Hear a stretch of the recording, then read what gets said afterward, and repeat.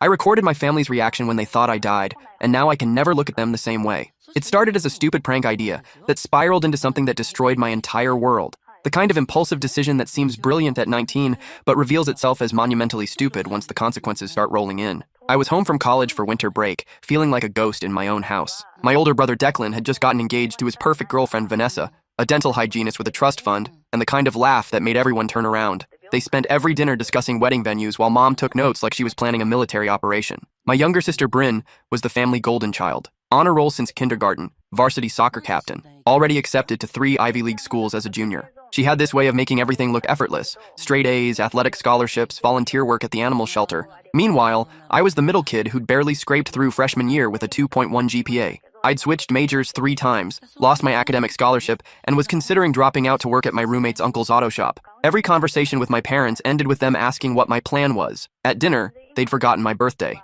Again. It was December 18th, my 20th birthday, and nobody mentioned it. Dad was going on about Declan's promotion at the marketing firm. Mom was showing neighbor photos of Bryn's latest academic award ceremony. I sat there eating meatloaf, completely invisible. When I tried to mention that my sociology professor had complimented my final essay, Dad just nodded and asked Declan about his year-end bonus. That's when I remembered the old storm drain tunnel that ran under our neighborhood. As kids, we dared each other to crawl through it, but it was considered too dangerous after some kid supposedly got trapped during a flash flood years ago. The plan formed in my head: disappear for a few hours, leave some evidence by the tunnel entrance, let them think something terrible happened. I'd hide in the abandoned barn behind the Thompsons' property, where I'd already stashed supplies, just long enough to see if they'd actually care that I was gone. I planted my favorite shoes and torn jacket by the tunnel opening during their Friday night game night, made sure my phone would ping one last location there before shutting off. Then I hiked to my hiding spot with a spare phone I'd bought with cash. But here's the thing about thinking you're smart at 19. You're usually just spectacularly stupid. I'd hidden a tiny voice recorder in the living room bookshelf weeks earlier, when I suspected Mom of reading my diary.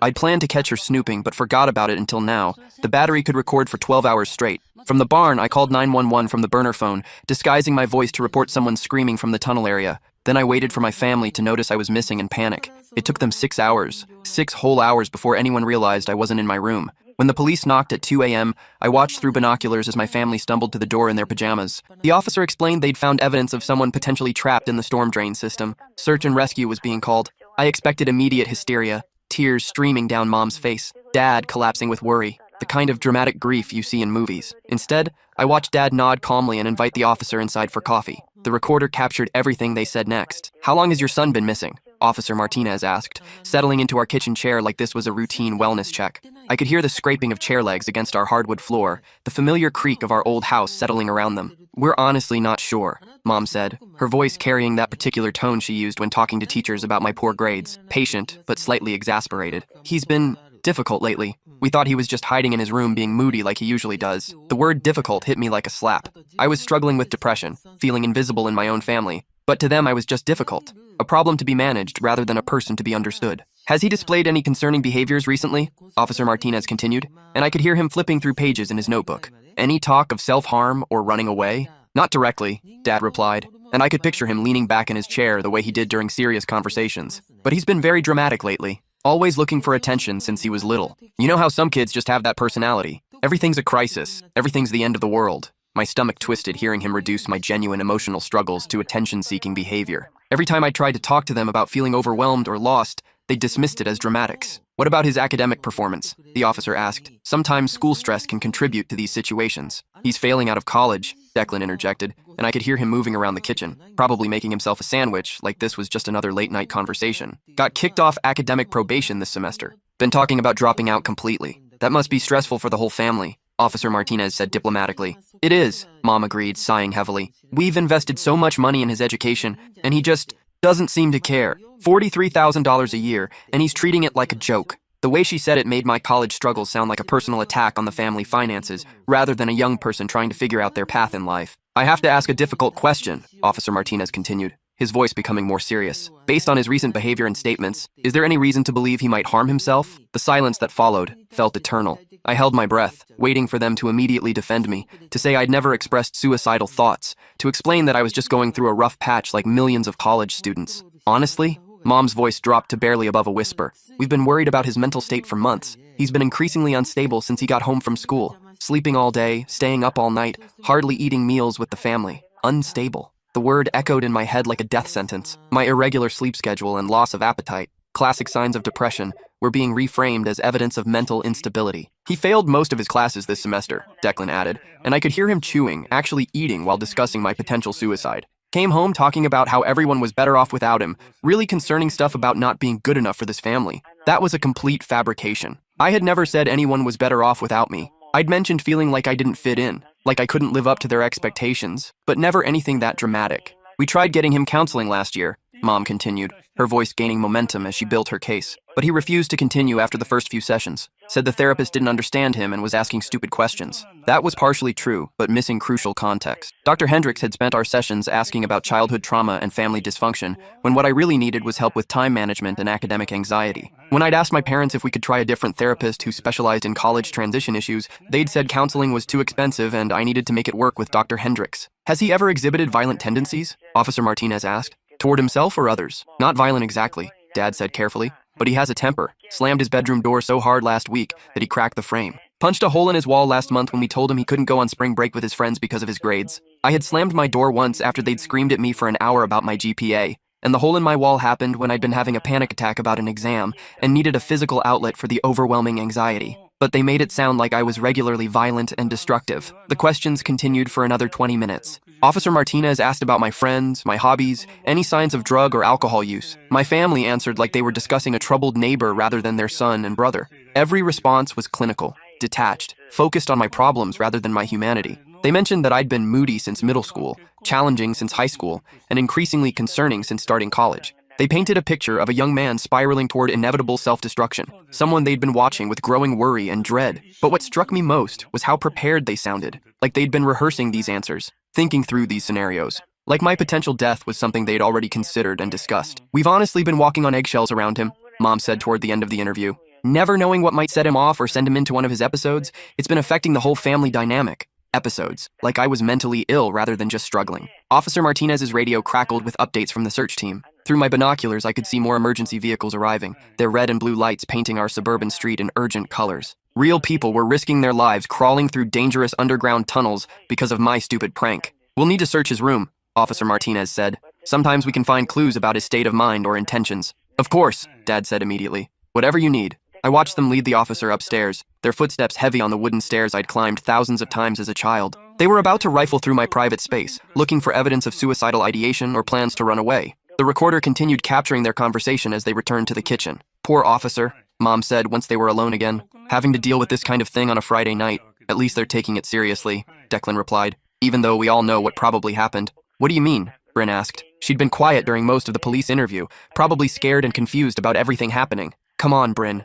Declan said, his voice gentle but certain. You've seen how he's been acting. The mood swings, the isolation, the talk about not being good enough. This was probably inevitable. My sister made a small sound that might have been a sob. You think he hurt himself? I think he's been crying for help for months, Mom said, her voice taking on that patient, explaining tone she used with children. And we tried to help him, but you can't save someone who doesn't want to be saved. The casual certainty in her voice chilled me. She wasn't just speculating about my death. She was explaining it, rationalizing it, making peace with it. Should we call Aunt Patricia and Uncle Rob? Bryn asked through tears. They should know what's happening. Not yet, Dad said quickly. Let's see what the search turns up first. No point worrying the whole extended family until we know something concrete. I mean, Mom said slowly, and there was something different in her tone that made my blood freeze, something calculating. Maybe this is for the best. The silence that followed was deafening. Even through the recording, I could feel the weight of those words settling over the kitchen like a dark cloud. What do you mean? Declan asked, and even he sounded uncertain about where this conversation was heading. Think about it logically, Mom continued, her voice gaining confidence as she organized her thoughts. He's been nothing but problems since middle school. The therapy bills alone have cost us thousands of dollars over the years. Now he's flunking out of the college we're paying $43,000 a year for. Mom, Bryn started, but her voice was weak, overwhelmed. I'm just saying, honey, we've done everything we possibly could for him. We got him tutors when he struggled in high school. We paid for SAT prep courses. We got him counseling when he seemed depressed. We tried medication for his ADHD. She paused, and I could hear her moving around the kitchen, probably putting away dishes or wiping down counters like she always did when thinking through problems. Nothing worked. He's resistant to every form of help we try to give him. The kid's just broken, Dad said bluntly. Some people are born with something wrong in their heads. We could spend another $100,000 on college and therapy,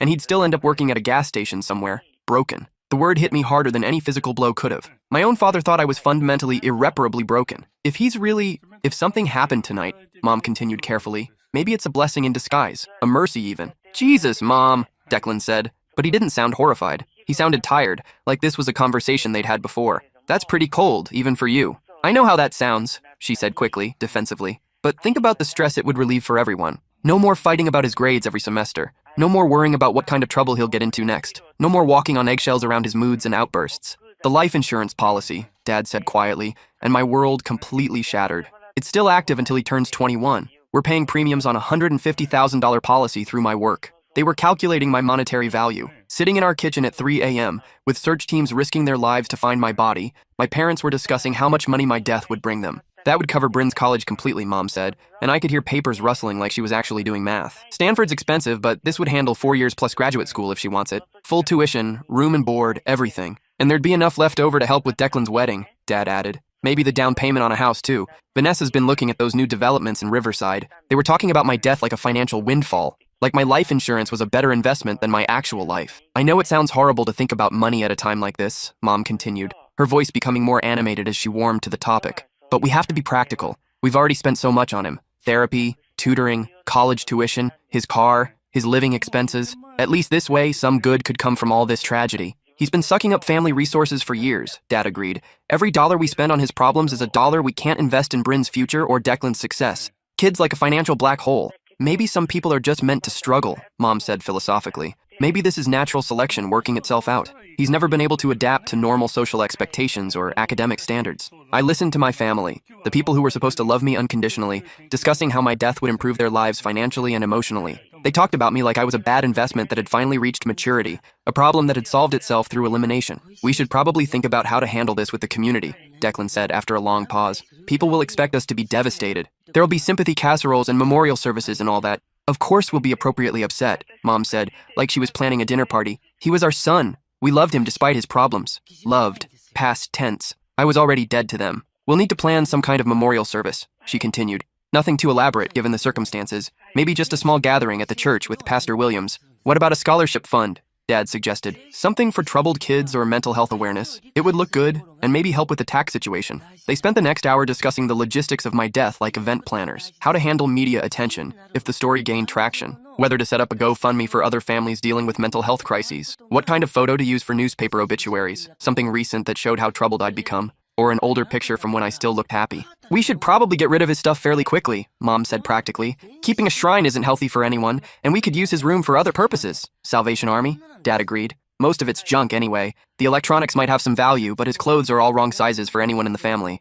I want to keep some things, Bryn said quietly. It was the first time she'd spoken in over an hour. Some of his books, maybe. Or his guitar. Of course, sweetheart, Mom said in that indulgent tone she used when humoring children. You can pick out a few mementos, but we can't keep everything. It's not healthy to live in the past. The search continued for 3 agonizing days, and I documented every moment through my binoculars and the ongoing recordings from devices I'd planted throughout the house. Watching my family perform grief while planning my estate was like watching a play where I was the only one who knew the actors were just reciting lines. During the day, when news cameras were rolling and neighbors were watching, they played their parts perfectly. Mom dabbed at her eyes with tissues that never seemed to run out. Dad spoke to reporters about hoping for a miracle while keeping one strong, protective arm around Bryn.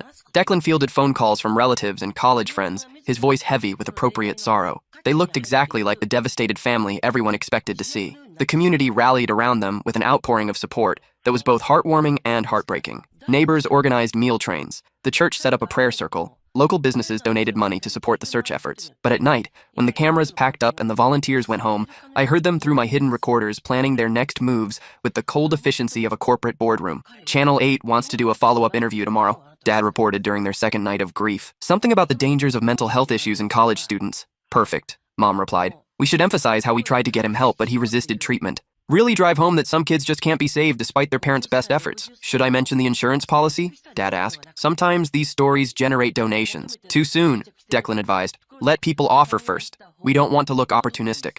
They discussed which photos to release to the media, what details about my mental health to share publicly, and how to frame my disappearance in a way that generated maximum sympathy without making them look negligent. We need to be careful about the timeline, Mom said. If people start asking why we didn't notice he was missing for 6 hours, it might look bad. We were all asleep, Dad said firmly. It was the middle of the night. Normal families don't check on their adult children every hour. But I knew the truth. They hadn't checked on me because they didn't think about me. I was invisible in my own home. A background presence they noticed only when I was causing problems. The search teams worked 18-hour shifts, following every lead, checking every branch of the tunnel system that snaked beneath our suburban neighborhood. I watched grown men and women emerge from those underground passages covered in mud and exhaustion, still determined to find any trace of me. Captain Rodriguez, the fire chief coordinating the rescue efforts, held daily press conferences updating the community on their progress. His voice grew more hoarse with each briefing, his eyes more red-rimmed from lack of sleep. "We're not giving up," he said on day 3, his voice cracking slightly. "Every family deserves closure. Every child deserves to come home." Meanwhile, my actual family was at home discussing whether to donate my computer to charity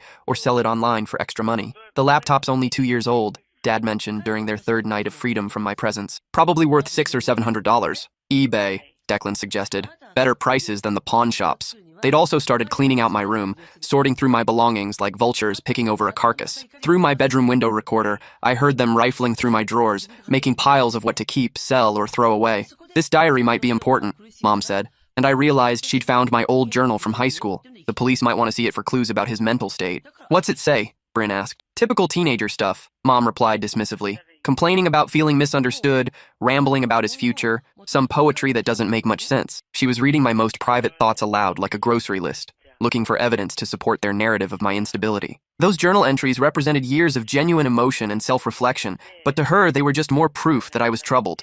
On day 3, they officially called off the search. My body was presumed lost in the underground water system that connected to the Riverside Creek. The current was too strong during winter months, the passages too unstable for continued rescue efforts. Captain Rodriguez made the announcement with tears in his eyes. "We've exhausted all possible search areas. I'm sorry we couldn't bring him home." That evening, I watched through my binoculars as our house filled with neighbors, church members, and family friends offering condolences and support. They brought enough casseroles and baked goods to feed an army. People hugged my parents, whispered words of comfort, and promised to keep our family in their prayers. My family accepted these gestures with appropriate gratitude and sorrow. They nodded sadly, thanked everyone for their kindness, and spoke about how much the community support meant during this difficult time. But after the last visitor left, I heard Dad open a beer and Mom run a bath. The sounds of relief were unmistakable. The performance was over, and they could finally relax. "Thank God that's done with," Mom said, her voice echoing from the bathroom. "I don't think I could have kept up the grieving mother act much longer." "The whole thing was exhausting," Dad agreed. "All those people expecting us to be emotional wrecks,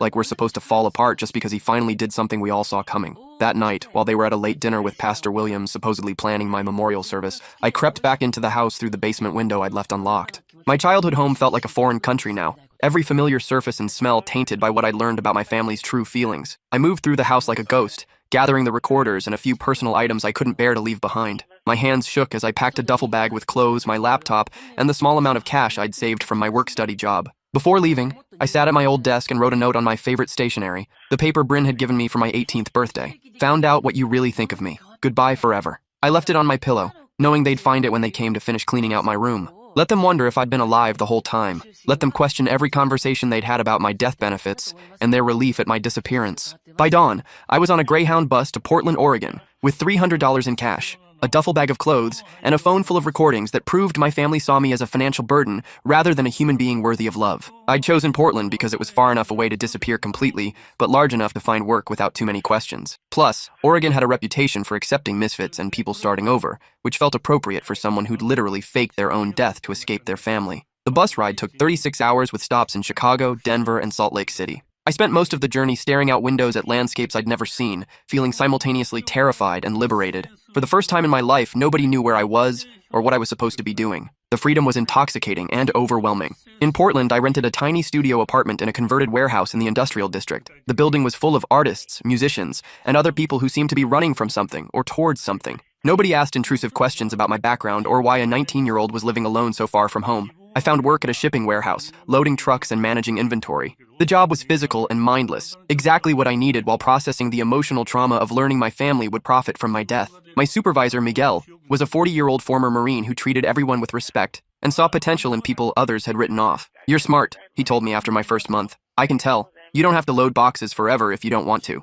He was right. Once I started paying attention, I discovered I had a natural talent for logistics and organization. I could see patterns in shipping routes, anticipate inventory needs, and streamline processes that had been inefficient for years. Within 6 months, I was promoted to assistant warehouse manager. For the first time in my life, I was succeeding at something without constant criticism or disappointment. Miguel and my coworkers praised my initiative and reliability. They appreciated my contributions instead of focusing on my failures. I also started taking night classes at Portland Community College, working toward my GED and eventually a degree in supply chain management. The smaller class sizes and supportive atmosphere were completely different from the overwhelming pressure I'd felt at my expensive four-year university. But the healing process wasn't linear. Some nights I'd wake up in a cold sweat, hearing my mother's voice saying, "Maybe this is for the best." Other times I'd catch myself planning what I'd say if I ever saw them again, imagining confrontations that would never happen. I started seeing a counselor at the community college, Dr. Sarah Chen, a woman who specialized in family trauma and identity issues. Unlike Dr. Hendricks back home, she actually listened to what I was saying instead of looking for textbook problems to diagnose. "It sounds like you were never allowed to be yourself in that environment," she said during one of our sessions. "You were constantly being measured against other people's expectations instead of being valued for who you actually are." She helped me understand that my family's reaction wasn't really about me. It was about their own limitations, their inability to love unconditionally, their need to maintain a perfect family image even at the cost of one of their children. "Some people can only love others when it's convenient," she explained. "When it makes them look good or feel good about themselves. That's not real love. That's emotional selfishness." For 2 years, I successfully avoided all social media, news from my hometown, and anything that might trigger memories of my old life. I focused on moving forward, building something new, becoming someone different from the broken kid my family had written off. I made friends with my coworkers and classmates, people who knew me as the reliable guy who always showed up on time, who could fix problems and make people laugh. They had no idea about my dramatic backstory, and I preferred it that way. Until Bryn found me. She'd hired a private investigator on her 18th birthday, using money from her college fund to track me down. The detective had followed digital breadcrumbs, my GED enrollment, my warehouse employment records, my community college transcripts, across 3 states to my apartment building in Portland. When I opened my door on a Tuesday evening in March, expecting a pizza delivery, my baby sister was standing there holding a manila folder full of documents and photographs. She'd grown up in the 2 years since I'd seen her, taller, with shorter hair and more serious eyes, but still recognizably the sister I'd loved despite everything. "I knew you were alive," she said, and then collapsed in tears on my doorstep. I stood there frozen, not sure whether to hug her or close the door. Part of me wanted to pretend I was someone else, to claim she had the wrong apartment, but seeing her cry broke something inside me that I'd been carefully protecting for 2 years. I let her in and made coffee while she composed herself, both of us sitting awkwardly in my small living space like strangers who happened to share DNA. "I never agreed with them," she said, her voice shaking as she wrapped her hands around the coffee mug. "I fought with Mom and Dad every single day after you disappeared. I knew you were alive somewhere. I could feel it in my bones." She told me everything that had happened after my fake death, how the family had imploded within months, how the community had turned against my parents when details about their behavior during the search started spreading. "Mrs. Patterson from next door started talking," Bryn explained. She mentioned how calm Mom seemed during the search, how she'd seen Dad watching TV while volunteers were organizing search parties. People started putting pieces together.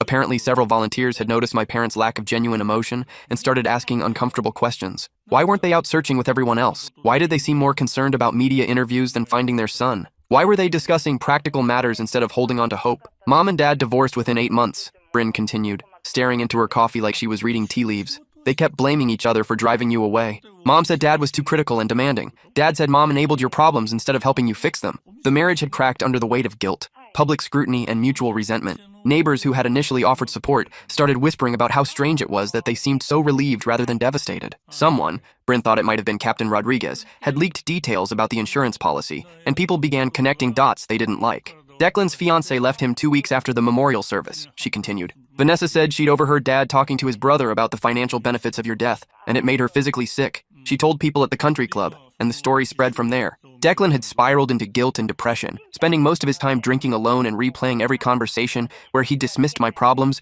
or made jokes about my failures. He'd apparently confessed to multiple therapists that he felt directly responsible for his brother's suicide. He keeps your picture on his nightstand," Bryn said quietly. "Talks to it sometimes when he thinks nobody's listening. Says he's sorry for calling you dramatic and attention-seeking." "Too little, too late," I said, but the words came out harder than I'd intended. "They're all different people now," she continued. "Dad lives in a studio apartment downtown and drinks too much. Lost his job at the firm because he couldn't focus. Mom moved to Arizona 6 months ago and barely talks to anyone. She works at a library in Scottsdale and pretends she never had a son named Alex." The revelation that Mom had essentially erased me from her narrative wasn't surprising, but it still stung. She'd moved across the country to escape the consequences of her choices, starting fresh where nobody knew about her dead son or the rumors surrounding his disappearance. "Declan's the only one who stayed," Bryn said. "He's in therapy 3 times a week, guilt-ridden about everything he said about you. Keeps talking about how he should have been a better brother." "Good," I said, and meant it. "They should all feel guilty. They should all suffer for what they did. They want to see you," she said carefully, watching my face for reactions. "They want to apologize, to try to explain their behavior that night." I laughed, but there was no humor in it. Just sharp, bitter sound that didn't belong in my small apartment. "Explain what? That they wished I was dead? That they planned to spend my life insurance money on Declan's wedding and your college tuition?" I heard everything, Bryn. Every word. Her face went white, color draining from her cheeks like someone had pulled a plug. What do you mean you heard everything? I told her about the recorder I'd hidden in the living room bookshelf, about listening to their conversations while hiding in the Thompsons' barn, about hearing them discuss my death like a business opportunity while search teams risked their lives in those tunnels. I played her some of the audio I'd saved on my phone over the years, insurance against my own memories, proof that I hadn't imagined or exaggerated their cruelty. Mom's voice saying, maybe this is for the best. Dad calculating my monetary value down to the last dollar. Their detailed discussion about acting appropriately upset for the cameras. Bryn listened with her hands covering her mouth, tears streaming down her face as she heard our parents' true feelings about their missing son. I didn't know, she whispered when the recording ended, her voice small and broken. I swear to God, I had no idea they were saying things like that. I was at soccer practice when the police came that first night. By the time I got home, they'd already decided how to handle everything. They told me you were probably dead and we needed to be strong for each other. I believed her. Bryn had been 16. Focused on her own life and achievements. She wouldn't have been included in the adults' private conversations about insurance money and relief at my disappearance. I kept insisting you were alive, she continued through her tears. I made them keep your room exactly the same. I put up missing person flyers around town even after they stopped the official search. Mom and Dad got so angry at me for not accepting reality and living in denial. She'd spent her senior year of high school fighting with our parents about their lack of genuine grief, their eagerness to move on with their lives, their refusal to keep looking for me. When she'd suggested hiring a private investigator with her college fund money, Dad had threatened to have her evaluated for psychiatric problems. That's when I knew something was really wrong, she said, wiping her eyes with the back of her hand. What kind of parent tries to stop their child from searching for their missing sibling? What kind of family gives up hope after 3 days? We talked until sunrise, both of us exhausted but unable to stop. She told me about the rest of high school, about getting into Stanford, about her plans to study social work with a focus on family therapy. I told her about my job, my friends, my quiet but satisfying life in Portland. Neither of us mentioned our parents much during those conversations. The topic was too raw, too complicated to navigate in one night. What do you want from me? I asked, as dawn light filtered through my apartment windows. The question sounded harsher than I'd intended, but I needed to know her expectations. Nothing, she said immediately, shaking her head. I just needed to know you were okay. I needed to tell you that at least one person in that family never stopped loving you, never stopped believing you were worth searching for. The simple honesty of her words broke something loose in my chest that I'd been holding tight for 2 years. What do you want me to tell them? She asked as she prepared to leave for the airport. About finding you, I mean. I thought about it for a long time, weighing my options carefully. Part of me wanted her to tell them I was successful and happy, to make them regret their choices, and live with the knowledge that they'd lost someone valuable. Part of me wanted her to say nothing, to let them live with uncertainty forever. Tell them I forgave them, I said finally, after watching the morning traffic build on the street outside my window. But tell them I can never trust them again. Tell them I'm happy, I'm healthy, and I'm exactly where I'm supposed to be. Will I see you again? She asked, her voice small and hopeful. Maybe, I said honestly, when you graduate college, if you want to, and if you can respect my boundaries about the rest of the family. She hugged me goodbye, the first physical affection I'd received from anyone in my biological family for over 2 years, and promised to respect my privacy. She also promised to stop fighting with our parents about my disappearance, to let them believe whatever they needed to believe about my fate. I won't tell them I found you unless you want me to, she said. This is your choice, your life now. After she left, I sat in my apartment feeling emotionally drained, but somehow lighter than I'd felt in years. Knowing that at least one member of my family had genuinely mourned my disappearance, had never stopped looking for me, had loved me enough to hire a detective and fly across the country, it didn't heal all the wounds, but it helped. 6 months later, I received a package with no return address and a Portland postmark. Inside was a newspaper clipping from my hometown announcing my father's death from liver failure. He'd drunk himself to death within 3 years of my fake disappearance, unable to cope with the guilt and community judgment that followed the rumors about his behavior during the search. The obituary was brief and formal. Thomas Alexander Morrison, 52, died peacefully at Riverside General Hospital after a long illness. He is survived by his daughter Bryn Morrison of Palo Alto, California, his son Declan Morrison of Columbus, Ohio, and son Alex Morrison, whose location remains unknown. I read the notice 3 times, waiting to feel something. Sadness, satisfaction, closure, anger. Instead, I felt nothing. Just emptiness where complicated father-son emotions should have been. The article mentioned that services would be private, with donations suggested to the National Alliance on Mental Illness in lieu of flowers. I wondered if that was Bryn's idea, a way to honor the mental health struggles that had torn our family apart. Mom apparently didn't attend the funeral. According to a follow-up text from Bryn, we'd been exchanging messages every few months. She'd completely cut contact with everyone from our old life after moving to Arizona. She was living under her maiden name and had told her new co-workers that she'd never been married or had children. It's like she erased our entire family from her memory, Bryn wrote. Dad died alone except for me and Declan. Even his brothers barely showed up. 2 years later, Bryn graduated valedictorian from Stanford with a degree in psychology and social work. I watched the live stream of her commencement ceremony, proud of her accomplishments, but careful to stay hidden in my Portland apartment. I could see Mom in the audience during the ceremony, looking decades older than her 56 years. Her hair had gone completely gray, and she seemed smaller somehow, diminished by the weight of her choices. She kept scanning the crowd during Bryn's speech, probably hoping I'd surprise them by showing up for my sister's big day. I didn't. Bryn had kept her promise and never told them she'd found me. As far as they knew, I was still missing, still possibly dead, still the son who'd disappeared into those storm drains and never come home. Some bridges, once burned, can never be rebuilt. Some words, once spoken, can never be unheard. Some betrayals cut so deep that forgiveness becomes irrelevant, because trust is impossible to restore. I have a good life now, 5 years after faking my death to escape my toxic family. I manage inventory and logistics for a sustainable clothing company that values creativity and ethical business practices. I have genuine friends who chose to love me without knowing my dramatic backstory. I'm engaged to someone named Riley who thinks I'm worth fighting for, who sees my value beyond my ability to produce achievements or maintain a perfect image. Riley knows the basics of my story, that I'm estranged from my family due to their inability to love me unconditionally, but I've never played the recordings or shared the specific details of their cruelty. Some wounds are too private to expose, even to people we trust completely. But sometimes, late at night when insomnia strikes and my mind wanders to dark places, I still hear my mother's voice on that recording saying, "Maybe this is for the best." I still hear my father calculating my worth in insurance dollars. I still hear my brother discussing how to perform grief for the cameras while real people risked their lives searching for my body. That recording taught me the most painful lesson of my life. The people who claim to love you most can be the ones planning your funeral while you're still breathing. The family that raised you can see you as nothing more than a problem to be solved, a burden to be relieved, a financial opportunity disguised as a tragedy. I've never gone back home to Ohio. I've never reached out to Mom or Declan, despite Bryn's occasional suggestions that they've changed, that they feel guilty about their behavior, that they might be ready to have an honest conversation about what happened. Bryn visits me once a year during spring break, and we've built a careful relationship based on honesty, respect for boundaries, and mutual understanding that family is more than shared DNA. She's studying for her master's degree in family therapy now,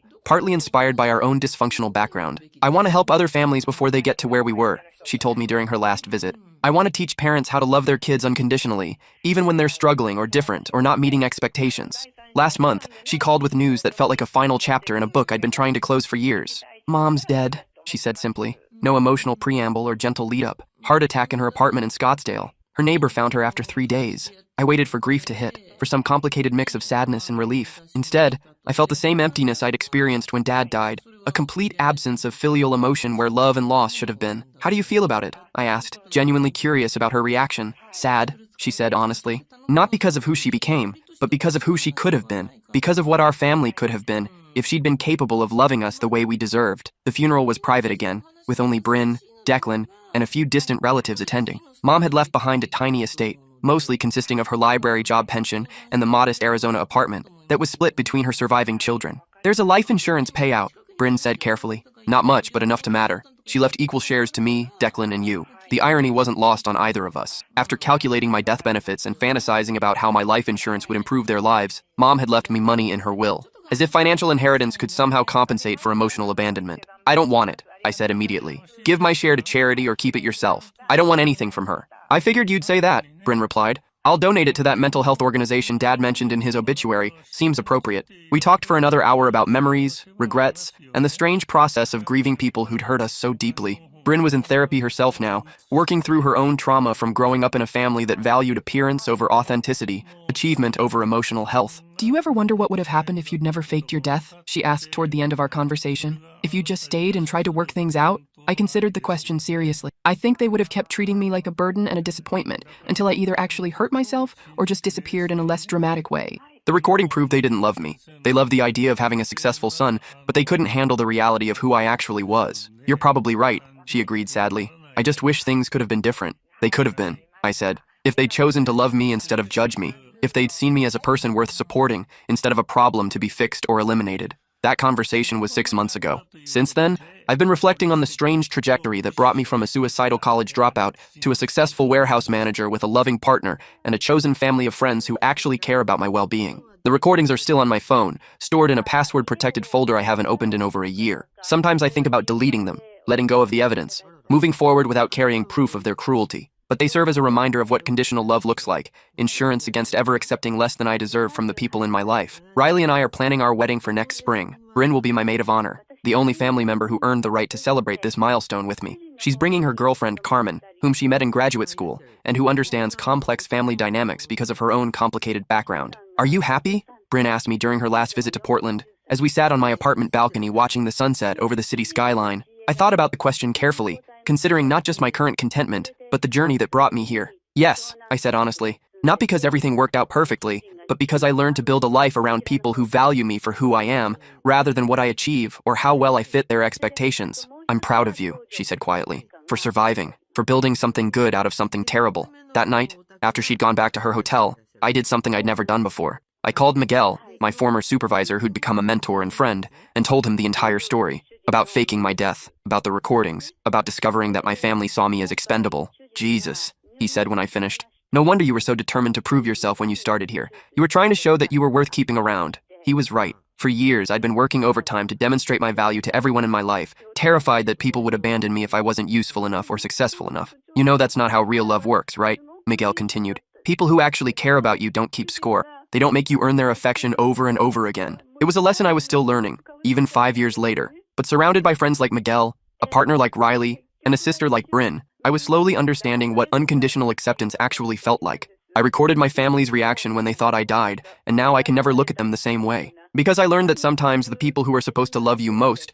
are the ones who will calculate your value in dollars while your body is still missing. I learned that family doesn't automatically mean love, and that blood relationships don't guarantee loyalty or kindness. But I also learned that you can build a new family from the people who choose to see your worth, who support your growth, who love you for who you are, rather than who they want you to become. The recordings taught me to recognize conditional love and reject it completely. They taught me that my worth isn't determined by other people's ability to appreciate it. Most importantly, they taught me that survival sometimes requires walking away from toxicity, even when it wears the mask of family. Some wounds heal crooked and stay that way forever. Some lessons can only be learned through betrayal and abandonment. Some families are meant to be left behind so you can find the people who actually deserve your love. I've never gone back home, and I never will. But I'm home now, in a life I built with my own hands, surrounded by people who chose to stay. And that's worth more than any inheritance they could have left me.